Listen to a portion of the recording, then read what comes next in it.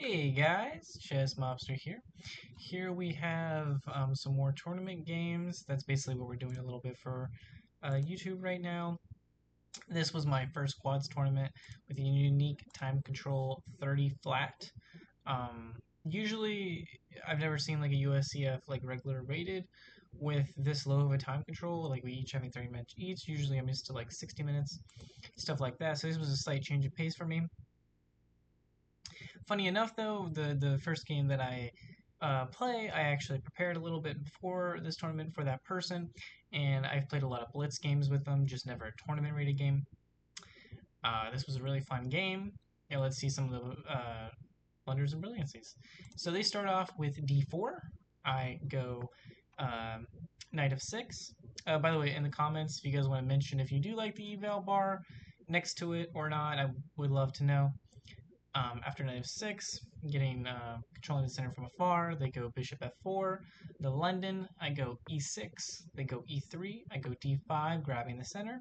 They go bishop d3. I go c5, trying to open up that c file and counteract their beautiful formation here. They go c3, strengthening it. I go bishop d6, bishop g3, and now this is where I prepared. Usually I go queen c7 for this individual, or just overall whenever I play the London, but I prepared this line for my opponent, and I played queen b6. This applies pressure to the b2 pawn, and there's a lot of little nuances that I'm starting to like with queen b6 more than queen c7. And after queen c2, I really wanted them to go to queen c2 more than b3 for eventual reasons later.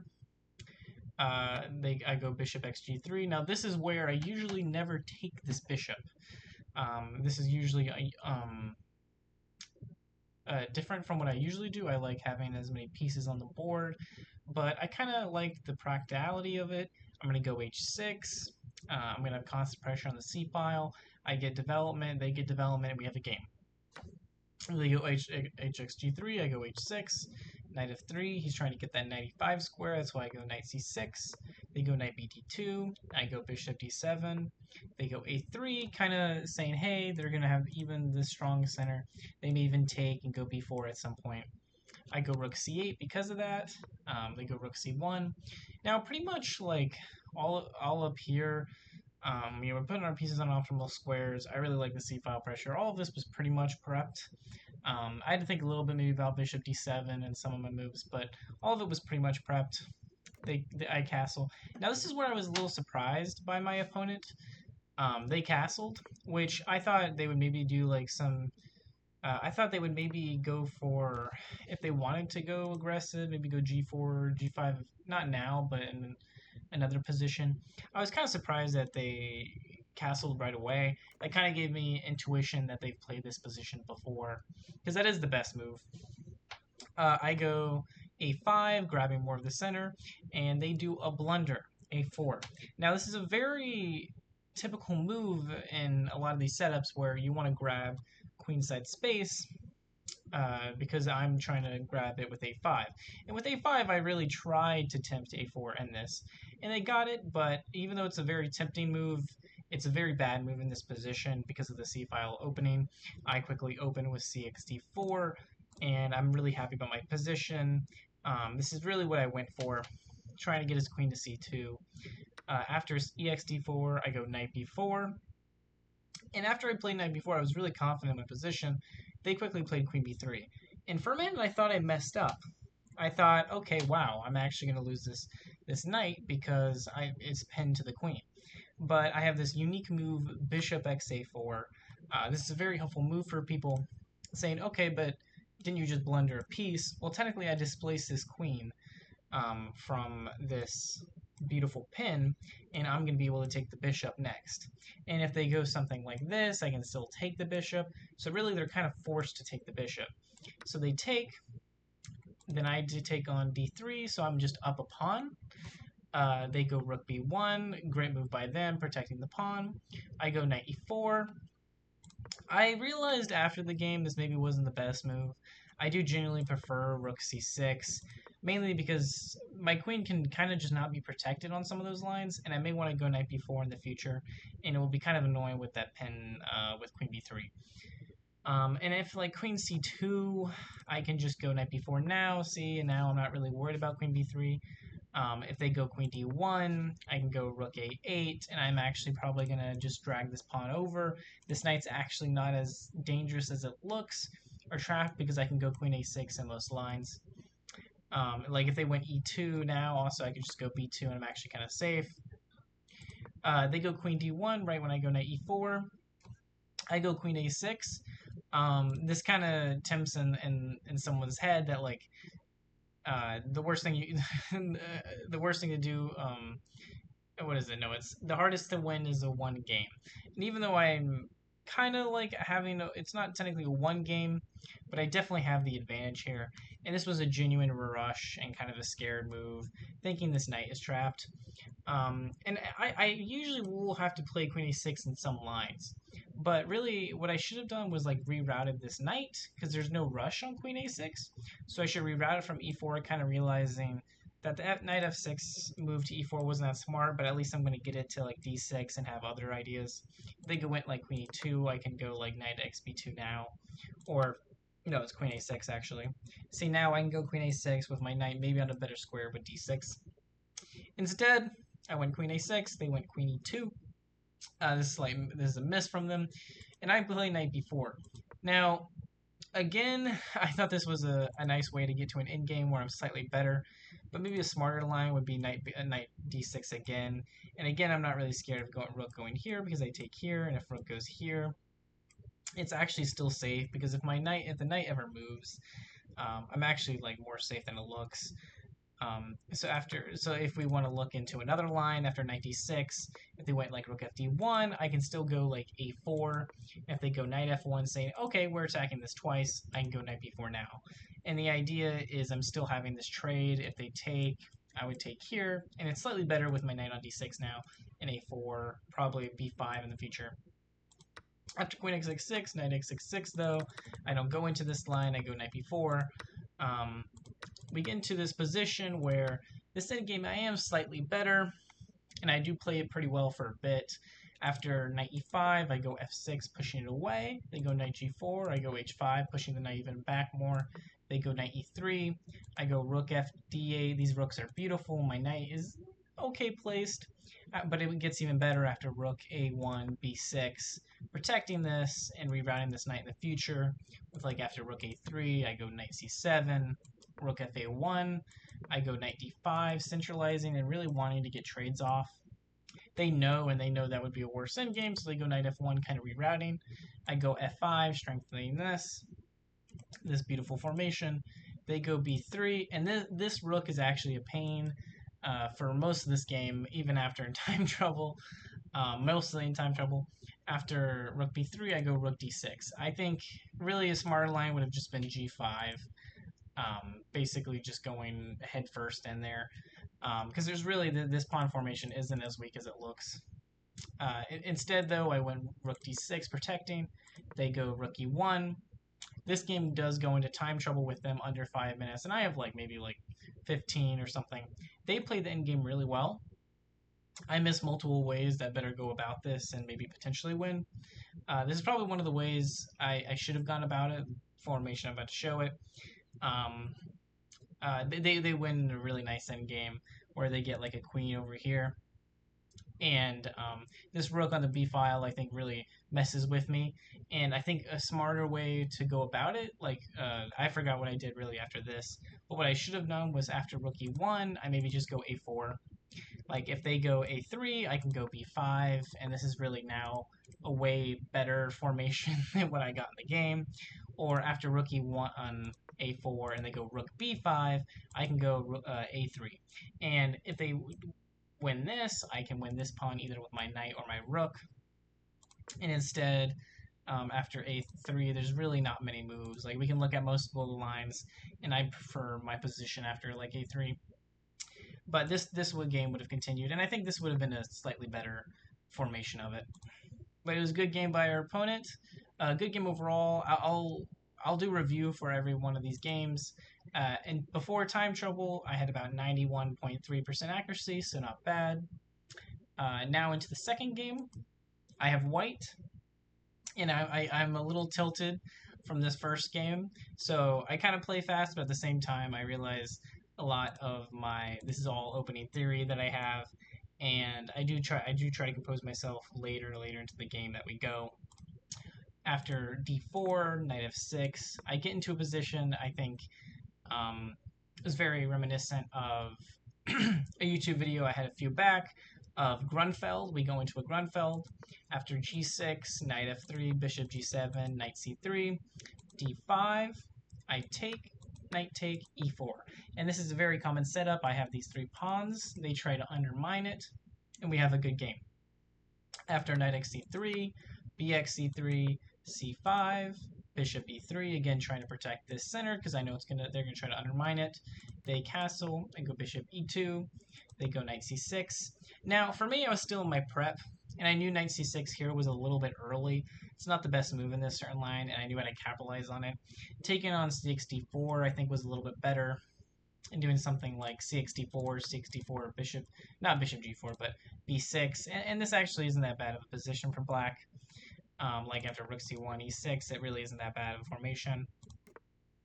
But instead they went knight c6, I knew I had to castle instantly, and after bishop g4 is not the way to play it because I have d5.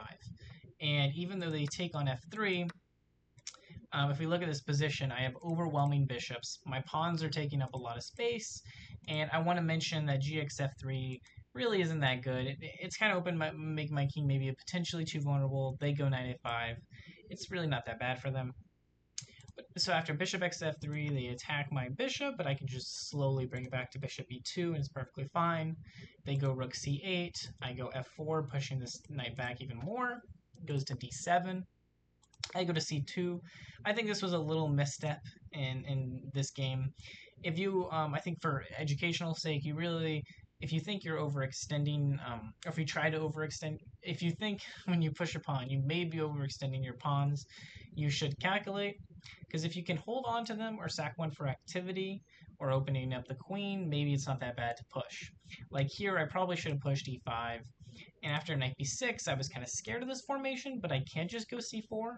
All the pawns protected. This kind of looks a little dangerous, but it's really okay for me. And after f6, I can go a cool move f5, just pushing it, activating. And if they take being up a pawn, I can match them, and if they go hx g6, they're up a pawn, but this formation is completely destroyed. My queen and my bishops are going to have really fun against this open king. And if they go like rook xf1, king, queen xf1, the point still stands. If they take, it's just really good for me. So that's queen c2. And then I think they thought, okay, now, he didn't push the c5 pawn, so we can maybe dismantle it with e6. But this was not the right way to go. They actually had a really cool move, bishop d4 instead of e6. And this looks like I'm basically just winning a bishop, but not really. After cxd4, they can just do cxd4. They're going to win this bishop back, and it's going to be a good game for them. I would probably have to go bishop d2 and probably continue off this. But after after e6, I knew instantly that this was a huge mistake and a weakness I would exploit for the rest of the game. This formation, this pawn is basically weak for the whole game. I still have light square pieces that can really attack this light square. After dxc6, fxc6, I instantly go for it with bishop c4. They go queen f6, I go queen b3. And I actually had to think a little bit for this one, because I thought I wanted to make sure queen x c3 doesn't work. But what happens is I would do bishop x e6. With check, they would have to move, and then I can take on d7. And if they take my queen now, I still just ax b3. Their rook is still technically hanging. My rook is still technically hanging, but I'm up a full piece. And if they take here, I would take here. And let's say they moved here, I would just go rook a d1, still protecting, and the game would continue off here. This would be just winning for me. So really this was the main line I had to look at to make sure. But after queen b3, they realize that, so they go rook f e8. I go e5. Now this was really bad for a mistake for me in this position, and it's kind of what I missed with inaccuracy too.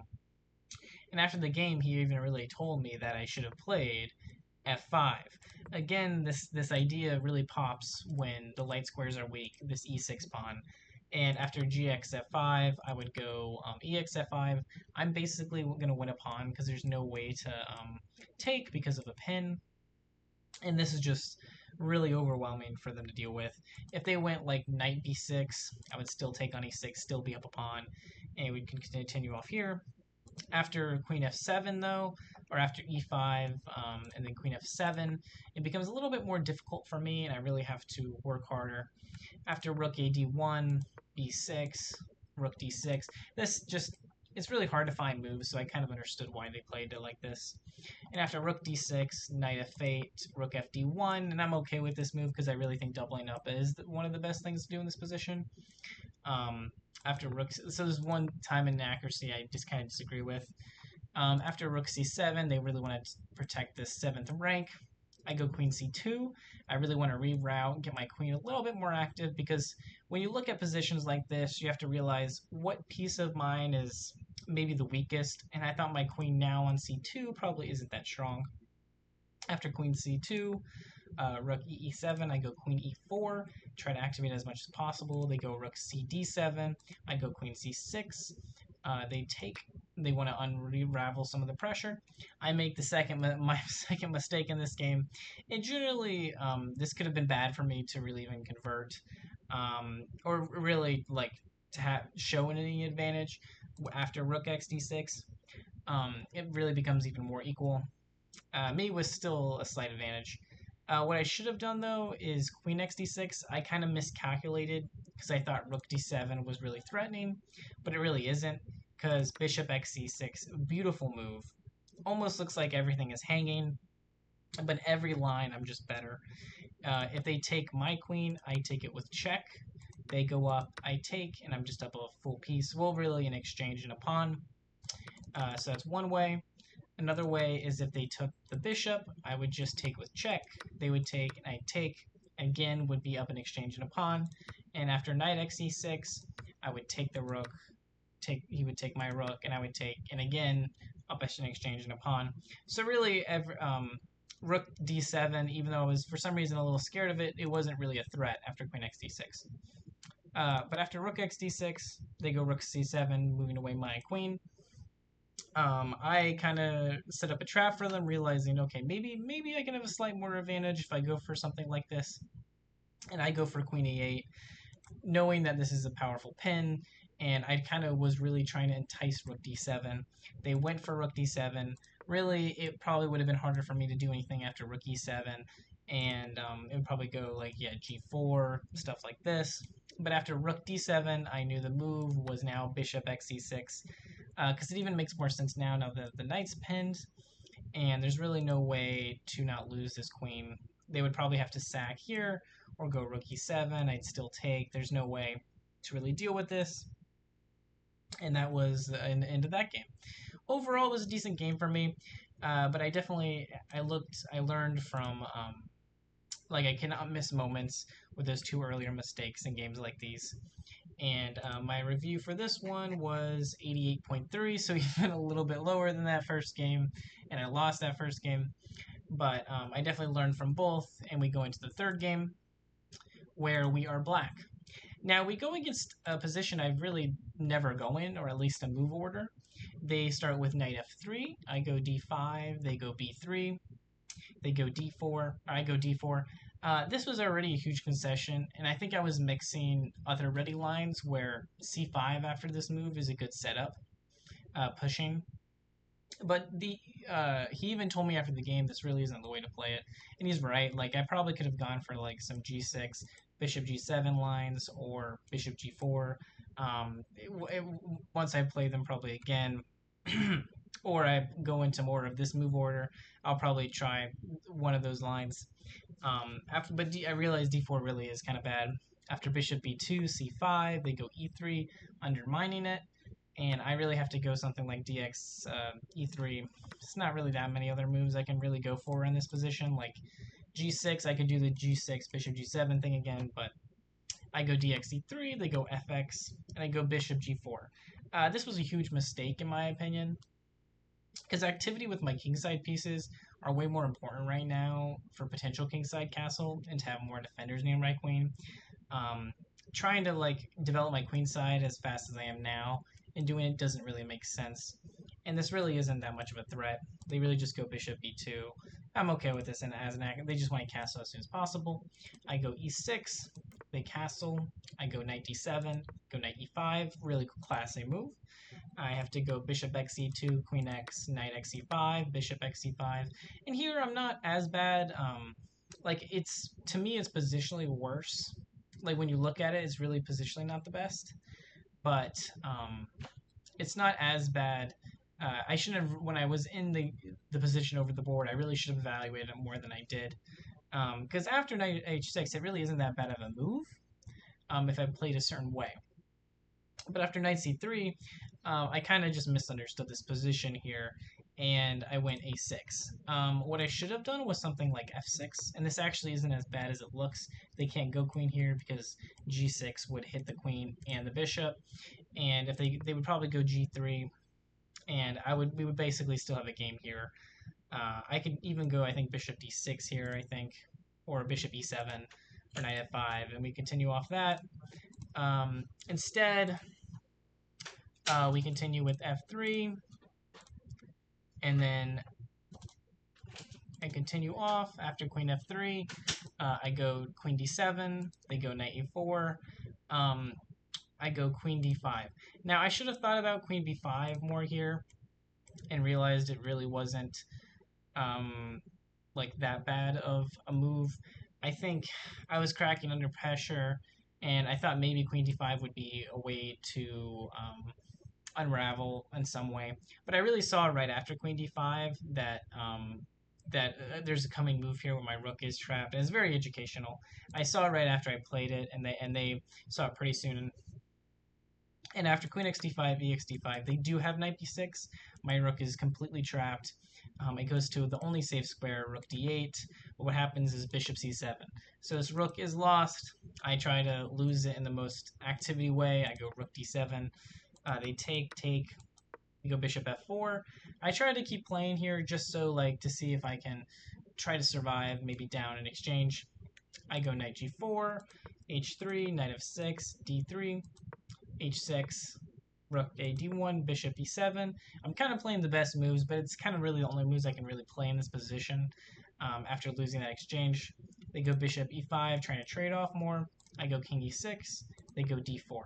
I think maybe a nicer try for me than other than b6 protecting this was maybe going like rook c8. This could maybe have been a slighter hold for me, but instead, after b6, they go bishop x, dx e5, bx e5, c4, and after d4, I wasn't completely sure how they were going to show their advantage, but they do a really classy move. I thought after realizing what they were doing, it was a nice way to convert. If you can go into an endgame you know is winning, you should go for it. And for a second, I really didn't think it worked. But after rook x f6, either taking with the king or gx is really not that good. Oh, I mean, it's the only moves, and either one is eh. And I went for king x. And after ex, cx, rook x, it really my king is forever out of play. They're gonna get two pass pawns eventually, and this endgame is just really winning for them. And after rook a8, king f2, king e6, king e3, a5, king d3, a4. It was really pretty much hopeless at this point, but if I wanted to maybe stay on a little bit longer, I could maybe go for like an f5 push and try something like that. But like try to get a passer over here, but it is pretty much hopeless at this point. It continues off after b4, king e5, c5, a3, king c4, g5, rook d5, king e6. It goes into time trouble here, and I just want to show a funny line. I think it's somewhat of a line. This would be a blunder if they went like b4. It's actually still okay for them. They would go like b3, and it's actually still this is still very good for them. But I was trying to go for tricks like that, but none of it really worked, and they just they converted beautifully. It goes into time control here. and I eventually resigned, and rightfully so. There was all these three games were good games overall, and I learned a lot from them. One out of three for this first quad, and I'm curious if I can improve in the next one. Really, thank you guys for watching. I hope you learned something from these games, and yeah, ChessMobster out.